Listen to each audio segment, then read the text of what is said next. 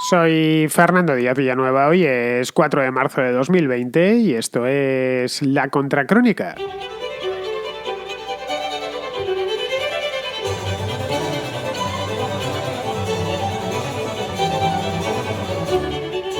El pasado 28 de febrero, el gobierno turco anunció que dejaría de controlar sus fronteras con la Unión Europea. Turquía hace frontera terrestre con la Unión Europea, con dos países, concretamente con Grecia y con Bulgaria. Es una frontera relativamente larga, tiene casi 500 kilómetros. Bien, con esta decisión de Ankara, lo que iba a suceder es lo que terminó sucediendo solo 2 días después, es decir, que permitían que miles de refugiados, hay 3 millones de refugiados, más de 3 millones de hecho en Turquía ahora mismo, pues se hiciesen se abriesen camino hasta la frontera con Bulgaria y con Grecia.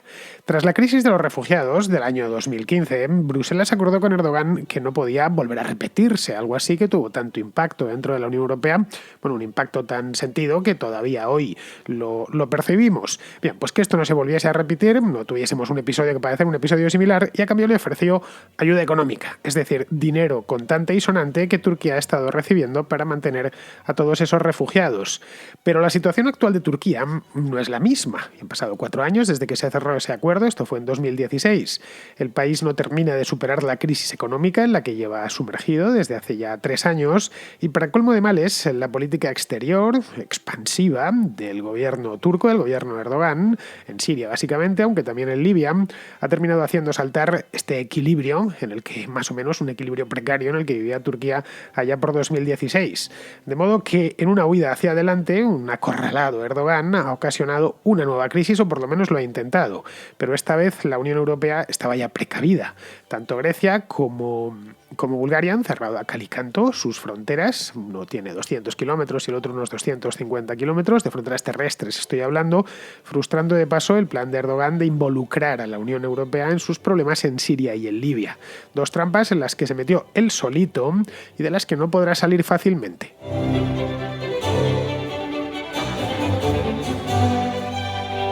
En los últimos 3 o 4 días, miles de refugiados de Oriente Medio, también de África, no eran todos sirios, como se ha dicho, estuve mirando las nacionalidades en la prensa y había afganos, había también iraníes, había palestinos, marroquíes, pakistaníes, gente llegada desde Bangladesh, africanos, básicamente del este de África, pero que básicamente la mayor parte de ellos eran sirios, que salieron muchos hace poco y otros muchos salieron hace ya unos cuantos años y desde entonces hace 6 o 7 años y desde entonces han vivido en Turquía, salieron a raíz de la guerra civil siria. Bien, pues todo esto que hemos podido ver, especialmente anteayer, a partir del sábado, del domingo, todavía la crisis continúa, aunque parece ser que se ha refrenado un poco al ver toda esta gente que no puede entrar en Grecia. Bien, pues toda esta gente ha atravesado el país, no es que estuviese allí, ha atravesado Turquía con la idea de entrar en Europa. Esto no se le oculta a nadie porque los propios refugiados lo reconocían, es decir, que les han permitido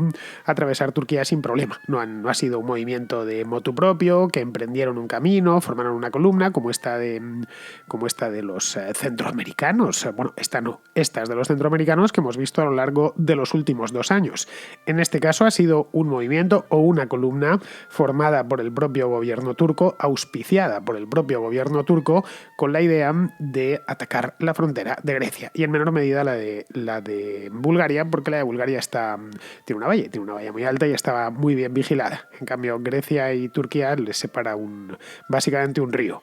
El domingo pasado llegaron a la frontera, la greco-turca concretamente, esto está en la Tracia Oriental, unas 5 o 6 mil personas, no se sabe a ciencia cierta cuántas, pero desde luego eran muchísimas, llegaron además de golpe, gente de todas las edades, incluidos muchísimos niños, había mucha prensa que estaba allí viendo cómo captar imágenes lo más atractivas posibles para colocar después en las agencias de noticias, y eso es lo que llegó hasta nuestros teléfonos móviles y que pudimos ver por televisión y por internet. Bien, la idea que tenían era clara, reconocida una vez más por ellos mismos, que era cruzar a Grecia, a la Unión Europea y pedir asilo. Una vez dentro. El gobierno griego actuó muy rápido, lo primero que hizo fue eliminar la posibilidad de pedir asilo, de tal manera que el que consiguiese cruzar no pudiese agarrarse a ello, y lo segundo Y en definitiva lo que terminó de parar esa ola fue que poco menos que militarizaron la frontera. Las imágenes, de nuevo, las Emosima reprimieron a los que intentaron cruzar con bastante fuerza. Grecia y Turquía comparten una frontera terrestre relativamente larga. No mucho, obviamente, no, por ejemplo, no tan larga como la que comparte Turquía y Siria, pero tiene 200 kilómetros, es decir, es un trecho de tierra, en este caso casi todo de agua, porque es un río considerable. Sigue, como os digo, en buena parte el curso del río Maritsa hasta la ciudad de Edirne. Edirne es la antigua ciudad de Adrianópolis, donde tuvo lugar la famosa batalla, ya en la parte final del Imperio Romano. Bien, pues a partir de Edirne arranca la frontera turco-búlgara, que es algo más larga, tiene unos 250 kilómetros y discurre por un área montañosa y boscosa del sur de los Balcanes hasta allá, hasta la costa del Mar Negro. Tras la crisis del año 2015, esta la recordamos perfectamente, fue en el verano de aquel año. Esta vez la verdad es que se han anticipado un poquito porque hace todavía muchísimo frío, estamos a principios de marzo, bueno, esto empezó a finales de febrero, de hecho. Pues en aquel momento los búlgaros, para evitar otro susto como el que tuvieron, lo que hicieron fue levantar una valla fronteriza, una valla en condiciones. Podéis buscarla por internet y echarle un vistazo. Bueno, ¿qué queráis? Os estoy pidiendo que busquéis algo por internet cuando no tenéis que hacerlo. Yo os lo puedo mostrar sin ningún problema. Es decir, no tenéis más que ir a la zona de comunidad, el área de comunidad de iVoox, o mirar en YouTube ahora mismo y lo tenéis ahí. Ahí tenéis una imagen, una fotografía de la verja, la valla que pusieron los búlgaros y que no cubre esos 250 kilómetros, pero prácticamente todos, según tengo entendido. La han ido haciendo por fases. Como podéis ver, es una valla bastante alta, tiene unos 3 metros de altura y está coronada por una concertina de alambre de espino. En el caso griego no es tan necesaria esa valla porque tienen un río. Tienen el río Maritsa, que a ver, no es el Danubio obviamente, ni el Rin, pero bien, es un río con el suficiente porte como para constituir una barrera natural. Se sabe perfectamente cuando uno sale en Turquía y entra en Grecia y viceversa. Y luego pues los ríos son más fáciles de patrullar que las zonas terrestres por las que se puede cruzar cuando las fronteras son imaginarias. En el caso del río pues es una frontera natural. Un poco lo que sucede entre Estados Unidos y México en el Río Grande. La zona de Texas, que es fronteriza con México, es algo más sencilla de patrullar que, por ejemplo, en el desierto de Arizona o de Nuevo México, donde es una línea trazada en la arena. De ahí que también en Estados Unidos y en México pues las zonas de valla sean precisamente esas y no las del río. Esta línea del río Maritsa está vigilada, naturalmente, por los griegos, especialmente la zona de Edirne, aunque en Edirne hay una excepción en esta frontera, y es que en virtud del Tratado de Lausana, esto se firmó después de la Primera Guerra Mundial, cuando ya quedó constituida la República de Turquía, lo firmaron griegos y turcos. Turquía, en virtud de este tratado, ocupa ambos márgenes del río. Si miramos en el mapa vemos que está la ciudad de Edirne, que la atraviesa el río Maritsa, y al otro lado se forma un pequeño triángulo. Aquello se le conoce como el triángulo de Karagach, y es, un área muy pequeñita, pero ojo, pequeñita, pero desde hace 100 años o casi 100 años es un dolor de cabeza para los militares griegos, que desde entonces siempre han temido que los turcos volviesen a invadirles. De ahí que una buena parte de la estrategia terrestre del ejército griego siempre ha sido mirar que no les invadan por ahí. Y la verdad es que los turcos nunca han intentado invadir Grecia desde 1923, aunque sí se han encontrado con una invasión, de otra entre comillas, porque en este caso no es una invasión propiamente dicha, no es una invasión militar, pero sí una invasión migratoria, y efectivamente pues está entrando por donde ellos preveían. Bien, este es el escenario físico. El escenario físico de lo que ha pasado este fin de semana, de toda esta historia. Ojo, es importante conocer los escenarios físicos para entender una noticia, para entender, en general para entender cualquier cosa, porque esto se ha producido en la Tracia oriental. Lo he insistido antes, Tracia tiene occidental, que está en Grecia, y la oriental, que está en Turquía. Es lo que se conoce también como la Turquía europea. No es muy grande, es un poco menos que un triangulito pegado a los estrechos y ya está. Los turcos pueden dirigir a los inmigrantes, o a los refugiados hacia esa zona fronteriza con Grecia, o pueden redirigirlos hacia el Egeo, que es por donde fueron en la crisis de los refugiados.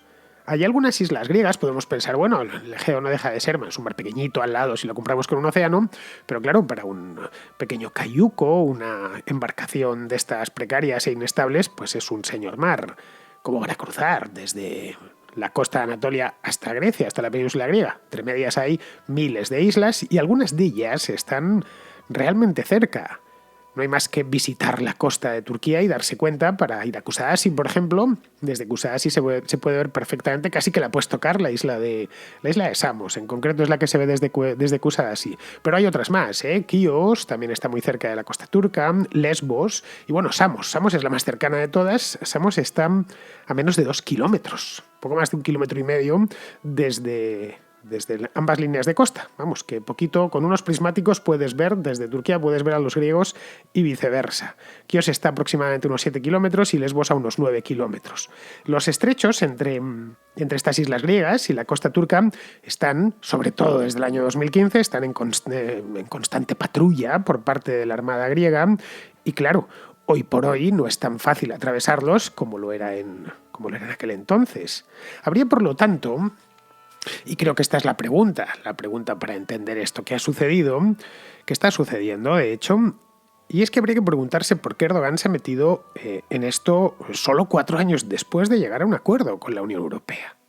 Un acuerdo que además los europeos están cumpliendo a rajatabla, su parte.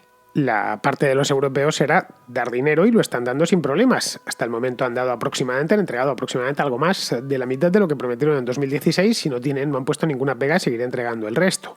Bien, la razón no hay que buscarla en Europa, ni en que Europa haya fallado a su palabra o que necesite más dinero Erdogan, ni nada de eso. La respuesta hay que buscarla en Oriente Medio. Os contaba aquí hace ya algo de tiempo, no mucho, hace solo un par de meses, a finales de diciembre, este tema, como bien sabéis los habituales de la Contra, este tema de Turquía, la guerra de Siria, etcétera, lo trato, y también los asuntos relativos a los refugiados, por supuesto, los trato a menudo y además procuro todos los puntos principales mantenerlos porque es una manera de conocer bien todo lo que está sucediendo. Bien, os contaba aquí a finales de diciembre, creo que fue la última semana, que el ejército turco había tomado la ciudad de Idlib, que está en el norte de Siria, cerquita ya de la frontera turca, ocasionando que un montón de refugiados, creo recordar que eran unos 80.000 o algo así, entrasen en el país, entrasen en Turquía. Os contaba también cómo esta operación había ocasionado, aparte de esta fuga de refugiados que habían entrado en Turquía, había ocasionado que el gobierno turco enviase parte de esos refugiados hacia el occidente, es decir, hacia la Unión Europea. Os contaba también en aquel momento cómo estaba esta operación militar de Idlib. Los turcos llevan involucrados en Siria mucho tiempo, pero a partir del mes de septiembre-octubre del año pasado es cuando decidieron entrar con todo en el norte de Siria. Bien, pues os contaba cómo esta operación había que leerla básicamente en clave estratégica. Erdogan estaba en aquel momento, finales de diciembre, tratando de meter a la OTAN en su aventura siria y ganar así, pues, un puesto en la mesa, básicamente, junto a los rusos. Y ya de paso, pues, desalojar a Bashar al-Assad, que no es afín a sus intereses y que además el gobierno turco viene persiguiéndole, pues, tranquilamente desde que empezó la guerra civil en Siria, es decir, desde el año 2011.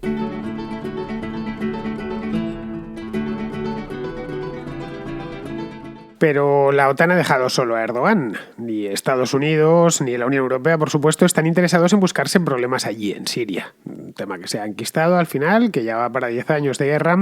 La Unión Europea la verdad es que nunca intervino ni quiso hacerlo, más allá de gastar dinero y poquito más. Y Estados Unidos, que sí tuvo un papel algo más activo, no mucho más, Es decir, en el tema sirio, Estados Unidos ha procurado mantenerse un poquito de perfil. Pero bueno, el hecho es que no estaban interesados en buscarse problemas, y menos aún con Rusia, que es quien se ha terminado quedando con Siria, o quien se ha terminado convirtiendo en el árbitro de todo lo que pasa en Siria.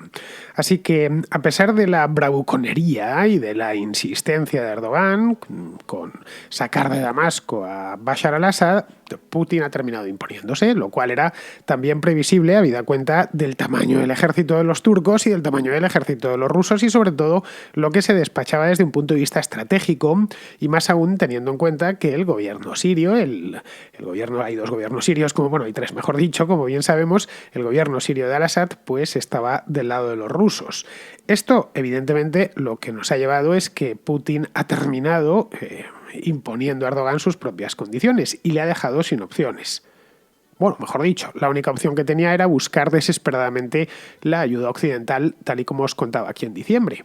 Evidentemente, la operación de Idlib, bueno, el hecho mismo ya de meterse en Siria, de una manera u otra, en un lugar con tantas balas y tantos tiros, pues o entras con mucha fuerza y con muy buenos aliados, o si no lo tienes complicado, pues de una manera u otra tenían que buscar la ayuda de Estados Unidos o de la Unión Europea. Los Estados Unidos no vieron con agrado cómo se metía Turquía ahí, decidieron los turcos actuar por su cuenta, lo cual le sentó bastante mal a Trump en aquel momento. Por lo tanto, solo le quedaba pues que los franceses, los alemanes, etcétera, le echasen un cable, que es de lo que se trataba, o por lo menos de lo que se trataba para este hombre. Esto, como os digo, se veía venir desde diciembre. Me sorprende que ahora anden muchos analistas sorprendidos. ¿Cómo es posible que tuviese esas ambiciones Erdogan? Las tenía desde el principio. Así que muy mal deben de tener las cosas, debe de tenerlas Erdogan, estoy hablando, para que 2 meses después haya disparado la única bala que tenía. No tenía ninguna más. Y era esta de los refugiados. Y mirando los números, la verdad es que lo tiene bastante mal. Mirando los números no solo de la guerra, sino los números de la economía turca. La lira está en las últimas, se ha vuelto a devaluar, la inflación está disparada de nuevo, lo consiguieron controlar a finales del año pasado, pero vamos, está de nuevo en el 12% y sigue escalando. Los turcos muchos están quedando sin empleo y además la crisis ya se nota porque son 3 años y la inversión extranjera está huyendo del país. Y está huyendo porque el paisaje de Turquía ha dejado de ser atractivo. Ojo, Turquía ha pasado unos años muy buenos, ¿eh? Los últimos 15 años ha sido uno de los países que más ha crecido en toda esa zona. Bueno, que más ha crecido, podríamos decir, Turquía no es propiamente un país del primer mundo, pero sí podríamos decir que es un país del segundo mundo, es un país, una economía emergente, y lo ha sido durante un montón de tiempo hasta ahora. Y en buena medida se ha debido a que ha captado muchísima inversión extranjera. Cualquiera que haya estado por Estambul o por Ankara en los últimos 5 o 6 años habrá podido verlo con sus propios ojos. La cantidad de obra nueva que hay, rascacielos en las ciudades, autopistas recién construidas, vamos, hasta trenes de alta velocidad han hecho los turcos para unir evidentemente pues Ankara y Estambul, y todo esto se debía a la bonanza económica que acabó hacia el año entre 2016 y 2017. En 2016 es cuando fue el famoso golpe de Estado, en el verano de 2016, y a partir de ahí ese golpe permitió que Erdogan se atornillase al poder, cosa que ha hecho de mil amores, naturalmente, pero también marcó un punto de inflexión. Y a partir de ahí se empezó a meter en una aventura tras otra. Aventuras imperiales, la mayor parte de ellas, y de ese tipo de aventuras imperiales los inversores desconfían, como es lógico. Un país en el que su presidente y su gobierno están enviando soldados aquí y allá sin ninguna necesidad de enviarlos, porque la de Siria todavía les podían pillar cerca. Es un país fronterizo que está en problemas y que nos afecta directamente. Pero la de Libia era directamente, en este caso, inexplicable. Y en Libia se metieron hace unos meses. Estas dos aventuras están costando un auténtico dineral que para unas cuentas acabadas, como son las cuentas públicas turcas, pues no se lo puede permitir. Y luego además se da la circunstancia de que no funcionan ni siquiera sobre el terreno. El ejército turco lo único que está haciendo es recogiendo cadáveres propios, tanto en Siria como en Libia. Y esto le está generando a Erdogan un descrédito creciente, eso de puertas adentro, de su gran fuerza. Si Erdogan se ha mantenido durante 20 años donde está es porque dentro de Turquía era un líder y un político muy, muy bien valorado. Ganaba las elecciones una tras otra sin demasiados problemas. Y luego también está generando y ha generado mucha desconfianza general de puertas afuera. Habréis oído muchas veces que o le caen sanciones por pequeños detalles, o hay algunos líderes europeos, también en Estados Unidos, que le llaman la atención por perseguir a los jueces, por perseguir a periodistas incómodos, etc. Es decir, que Turquía ha pasado en apenas 10-15 años de ser un país modélico que estaba a las puertas de la Unión Europea y que estaba haciendo los deberes y las cosas bien, a ser un país problemático. País problemático que pertenece a la OTAN, pero país problemático en definitiva. En Oriente Medio se ha convertido, no tanto, su idea y la idea general de Erdogan era convertirse en un actor importante dentro de Oriente Medio. En buena medida, hasta diría que ocupar una parte del espacio que habían dejado los Estados Unidos. Bien, pues más que en una amenaza, lo que se ha convertido es en un hazmerreír hoy por hoy. Los Emiratos del Golfo, como Qatar, por ejemplo, como los propios Emiratos Unidos, también Arabia Saudita, que en esto de la guerra de Siria han estado dando tumbos, al final han terminado regresando al redil. Y ya no cuestionan a Bashar al-Assad como le cuestionaban hace solo unos años. La verdad es que, bien pensado, El cálculo estratégico y la paciencia que ha tenido Bashar al-Assad es esta de entregarse a Putin ha sido algo digno de encomio, ¿eh? Ha sido algo muy acertado. Así que lo que se ha demostrado al final es que los árabes, que están al sur de Siria, pues prefieren, bueno, los propios sirios también son árabes, claro, prefieren tenerlo a él que a Erdogan. Ojo, para esto para Erdogan es una derrota completa. El hecho mismo de que los árabes no le toman en serio pues nos puede parecer, bueno, mejor o peor, pero para lo que es la manera de ver el mundo árabe desde Turquía es muy grave. Si hay un lugar en Oriente Medio donde se desprecia a los árabes, a nivel popular, quiero decir, es en Turquía. Es habitual hasta en las sátiras. A los árabes siempre se les veía como ellos, lo veían como atrasados, eran a fin de cuentas el pueblo imperial, mientras que a los turcos se les pintaba como buenos guerreros, gente noble, etc. Y esto de que después de una intervención casi imperial en Siria tengan que salir, pues no sé si con el rabo entre las piernas, pero casi es todo un golpe a su orgullo, al orgullo nacional también. Y esto le ha obligado a doblar la rodilla ante los rusos y someterse a ellos. Una píldora un tanto amarga de tragar, ¿eh? Y solo, ojo, que aquí ha sido responsabilidad exclusivamente suya, porque se ha metido en todos estos agujeros de manera voluntaria, sin demasiada justificación, digamos, estratégica o que pusiera en peligro los intereses de la propia Turquía, con muy poca cabeza, con muchísima precipitación.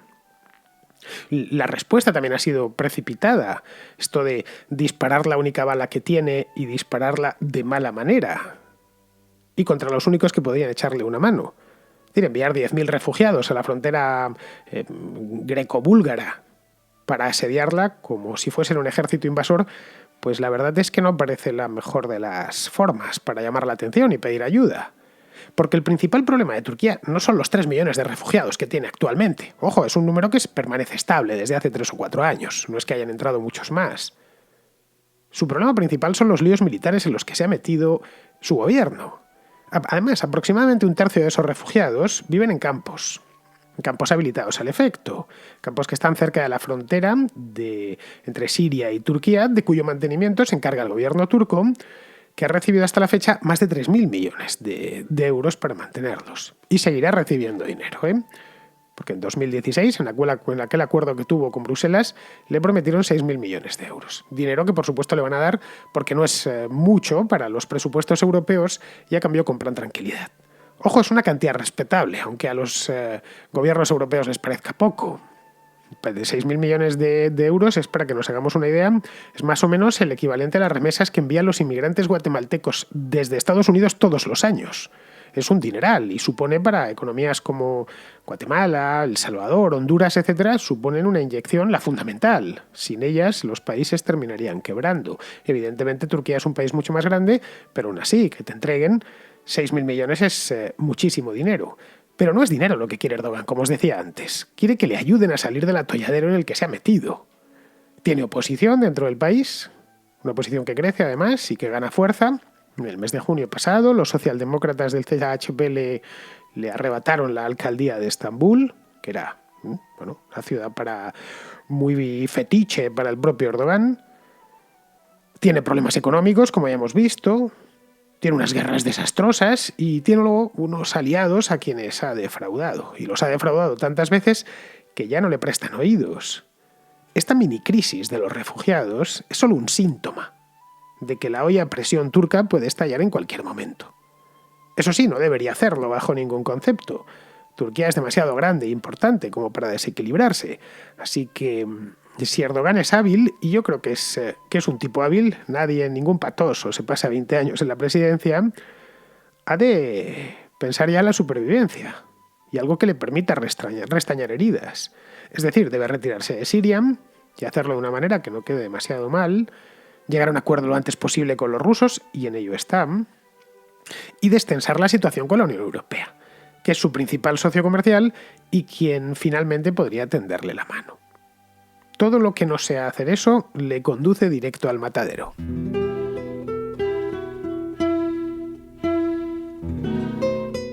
Hoy la contrarréplica viene casi monocolor por un tema que surgió ayer y que yo la verdad es que desconocía, ya os lo dije, las famosas loot boxes o cajas de recompensa que al parecer pues quiere prohibir el gobierno.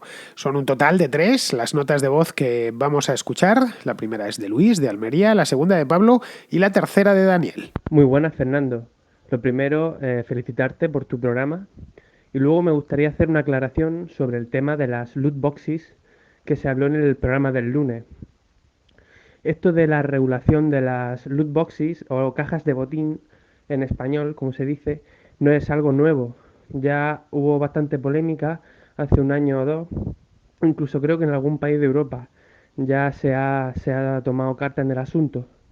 El caso, estas loot boxes, es que no son compras en el que tú seleccionas la mejora que quieres en el videojuego y te lo compras, sino que te compras como, entre comillas, un cromo y es supuestamente aleatorio la mejora o el personaje o la ficha o lo que sea que te sale en ese loot boxes, en esa caja. Entonces, por eso hay críticas diciendo que se asemeja al juego. Porque, por ejemplo, si tú quieres un personaje muy bueno o un jugador de estos de fútbol, de FIFA, de los legendarios, etcétera, pues tienes que comprar estas cajas que normalmente se pueden comprar o con dinero del propio juego o con dinero real hasta que te toque el que tú quieres. A esto se le añade el problema que algunos videojuegos, como por ejemplo el Counter-Strike, de esas mejoras que te tocan, las puedes revender y hay algunas que realmente cuestan mucho dinero. Puedes venderlas por 2.000, incluso $4.000. Por eso ha habido tantas quejas de que esto es juego, gambling. Incluso en algunos directos o en alguna publicidad de estos juegos, sobre todo el Counter-Strike, es donde ha habido más polémica, se utiliza ese tipo de propaganda, ¿no?, sobre el juego, con ruleta, etcétera. Un saludo y de nuevo te felicito por el programa. Hola, muy buenas, Fernando. Una vez más, felicidades por tu programa, lo primero. Mira, quería hacer una contestación quizás a uno de tus oyentes que ha hablado sobre que digamos, se van a regular las loot boxes, entre ellas están los cromos dentro del FIFA. Yo, como soy un jugador que lleva bastantes años, digamos, en la materia, para mí las loot boxes, por ejemplo, sí que son algo bastante, no perverso, como ha llamado este tío, pero sí es algo abusivo, y te voy a explicar por qué. Verás, en juegos como el FIFA o el NBA no te ponen una pistola en la cabeza, por supuesto, no tienes por qué cobrarlo ni comprarlo. Pero si tú lo que quieres es ser competitivo, quieres jugar contra gente mejor, de alguna manera te obligan a cierta manera a comprar sobres, porque los sobres que te dan de manera gratuita por jugar al juego son realmente limitados, y por no hablar que los jugadores que entran en esos sobres son bastante mediocres. Entonces tú, a medida que vas jugando y por ejemplo llevas, yo que sé, un mes jugando al juego y ves que a toda la gente que te encuentras en online tienen a personajes que son mucho mejores que los tuyos, igual solo porque te gusta el juego y quieres seguir jugando, acabas pagando 30 euros de estas loot boxes para poder hacerte con un equipo un poco mejor. Lo mismo pasa, por ejemplo, en el NBA. El caso más sonado, con el que se empezó a decir que esto estaba mal, fue un juego llamado Star Wars Battlefront 2, en el cual, para conseguir un personaje normal como podría ser Luke Skywalker, había que jugar más de 60 horas al juego o dar 10 euros. Y ahí es cuando se empezó a dar cuenta la gente de que las compañías de videojuegos estaban estafando de alguna manera, porque no es normal que se tenga que jugar tantas horas para conseguir algo, digamos, tan normal, que sería algo normal de conseguir, ni siquiera algo difícil. Pues nada, Fernando, un placer y nada, decirte un poco cómo funcionaba esto. Un saludo. Lo que es un videojuego no se le escapa a nadie, pero los hay de muchos tipos y muy distintos entre sí. Haciendo una clasificación, así un poco de aquella manera, un tipo de videojuego serían los competitivos. Su mayor atractivo no sería avanzar en una historia o resolver un puzzle, sino ganar a otras personas que están jugando contra ti, normalmente por internet. Un ejemplo analógico de esto pues sería el ajedrez. Jugar solo pues a casi nadie le aporta nada. Lo que interesa es jugar contra otras personas, mejorar y seguir ganando. Y ganar es excepcionalmente adictivo. Esto es importante. Vale. Por otro lado, en paralelo, existen juegos parcialmente aleatorizados. Un ejemplo fácil es el típico Tetris. Tú tienes que ir colocando las piezas que caen para formar líneas y que no se te llene la pantalla. Y sabes cuál es la siguiente pieza que te va a venir, pero no cuál es la siguiente más. Por lo tanto, cada partida es un poco distinta. Te van viniendo las piezas en distinto orden, entonces a veces te encajan muy bien y duras más tiempo, y en la siguiente partida pues te vienen muy mal y pierdes rápidamente. Vale, y ahora imagínate que mezclamos las dos cosas. Cogemos un juego competitivo y lo aleatorizamos. Siguiendo con el ejemplo del Tetris, imagínate a dos personas jugando a la vez, a ver quién dura más. Los dos son muy buenos jugadores, pero uno de ellos le vienen las piezas mejor y a otro le vienen las piezas peor. Entonces el que le vienen las piezas peor, pierde. ¿Por qué ha perdido? Bueno, si le preguntas al que perdió, pues te va a decir que fueron las piezas que le vinieron mal. Y si le preguntas al que ganó, pues te va a decir que fue una pelea justa, que él es mejor jugador. Pero bueno, normalmente es un poco de las dos cosas. Pero lo que es seguro es que A, el jugador que ha ganado se siente reforzado, porque ha ganado, y B, el jugador que ha perdido se siente frustrado, porque ha perdido. Y ahora viene la magia. Imagínate que por solo 10 céntimos, por ejemplo, pudieras cambiar la siguiente pieza que te va a venir jugando al Tetris. Algo del tipo, imagínate que tienes montada la pantalla en el Tetris y necesitas una línea recta. Y lo que sabes que lo que te viene es un cuadrado, por ejemplo. Entonces tú le das a un botón, a ti te descuentan 10 céntimos de tu cuenta corriente y ese cuadrado cambia por otra pieza aleatoria, por una L, por ejemplo. Le vuelves a dar al botón, te quitan otros 10 céntimos y se vuelve a cambiar por otra aleatoria. Por ejemplo, por una línea, que ya es la que te interesa. Entonces consigues la línea, que es lo que te interesa, y tienes 10 céntimos menos, 20 céntimos menos, que le diste 2 veces, en tu cuenta corriente. Fácil, ¿verdad? Bueno, ¿es mucho dinero? No, son 10 céntimos, 20 céntimos cada vez que lo hagas, 30, bueno, poquita cosa. ¿Es obligatorio pagarlos? No, el juego es perfectamente jugable, sin eso. Pero la realidad es que muchos jugadores sí que lo van a pagar. Y van a tener una ventaja, aunque sea parcial, sobre los demás, que a su vez, si quieren competir en igualdad de condiciones, van a tener que pagarlos. Y recordemos, competir y sobre todo ganar es adictivo.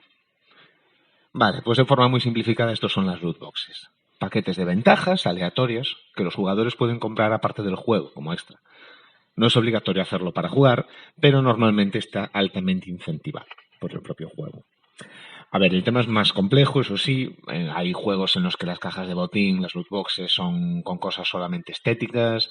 Hay juegos en los que las cosas que compras no son exclusivas de pago, es decir, también las podrías conseguir jugando mucho tiempo, pero igual pagando 10 euros consigues algo que puedes tardar 2 meses en conseguir.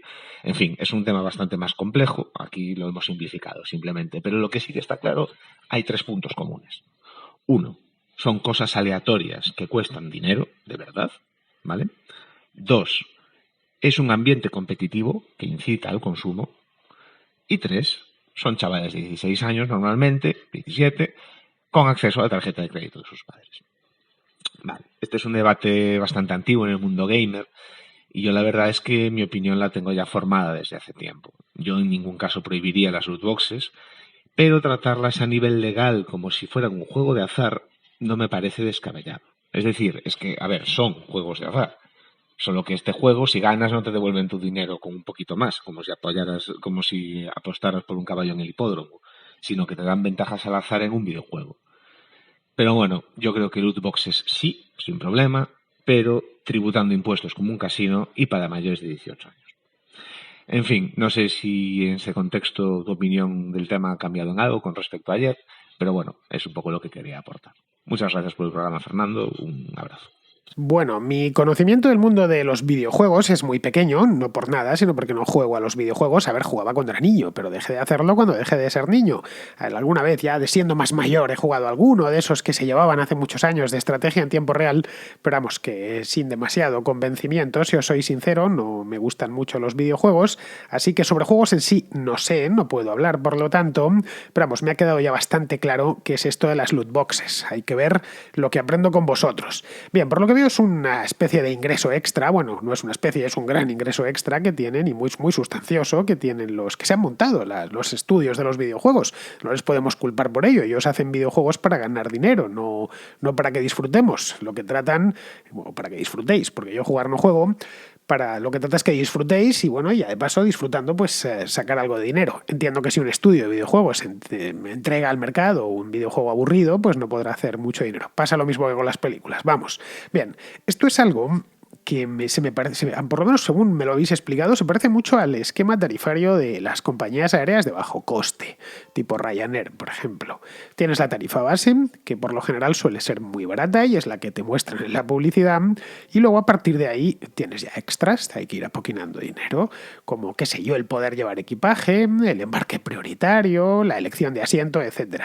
Nadie te obliga a adquirir esos extras, pero te hace el vuelo más cómodo. Es decir, que con la tarifa pelada puedes volar sin ningún problema, no te van a bajar del avión, ni te van a dar de latigazos, en absoluto. Vas a poder volar, pero claro, quizá no puedas llevar equipaje, quizá no puedas elegir el asiento que vas a ocupar, etc.